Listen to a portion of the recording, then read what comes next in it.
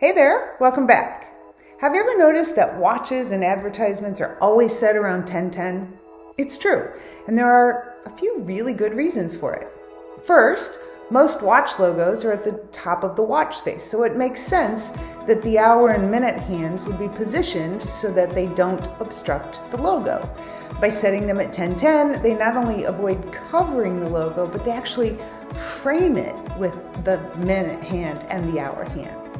Of course, they could set the watch for 9:15 or 4:30, but that wouldn't emphasize the logo and draw your eye to it the same way 10:10 does.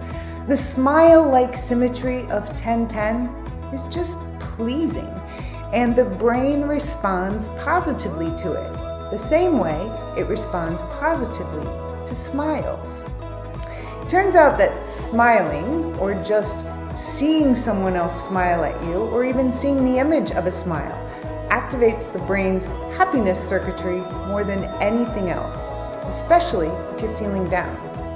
Smiling activates tiny molecules in your brain called neuropeptides, and neuropeptides actually decrease stress and facilitate communication between neurons. At the same time, your brain is kind of throwing a little feel-good party as it releases dopamine and endorphins and serotonin, what we call the happy chemicals. In fact, serotonin is often the chemical that the antidepressant medications attempt to regulate. This natural feel-good chemical cocktail that your brain serves up helps you feel happier and more relaxed. It lowers your heart rate and your blood pressure, all with a smile. There was a study done in the UK where researchers used electromagnetic brain scans and heart rate monitors to generate what they called mood-boosting values for different stimuli. In essence, they just wanted to measure what things made us feel happier.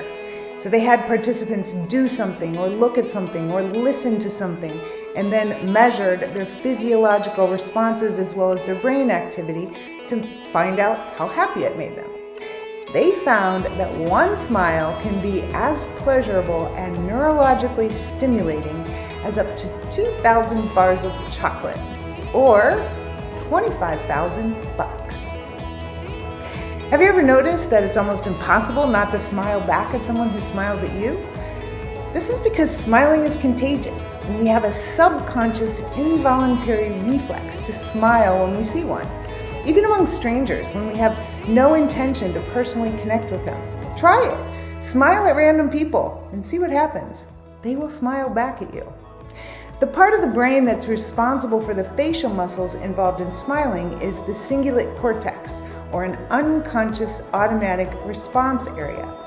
Seeing a smiling face also activates your orbitofrontal cortex, or the region in your brain that processes sensory rewards.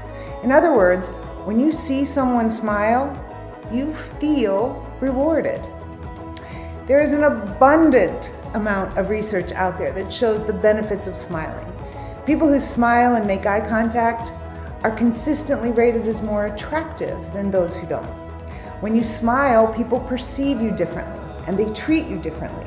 You're viewed as friendlier, more reliable, more confident, and more competent.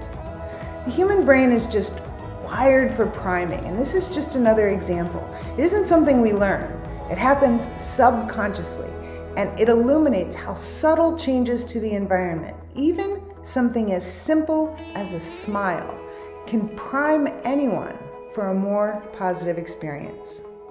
Smiling is a universal means of communication, but the people who smile the most are kids, who clock in as many as 400 smiles per day. So, do the math. If a smile generates as much positive neural stimulation as 25,000 bucks, and you're able to tap into your inner child and smile 400 times a day, you'll be feeling like a billionaire in no time. And think of all the people who will be smiling back. If you want to learn more about how the brain works and how to make it work better, check out my book, Happier Hour with Einstein, and the full-color companion gratitude journal, available now on Amazon.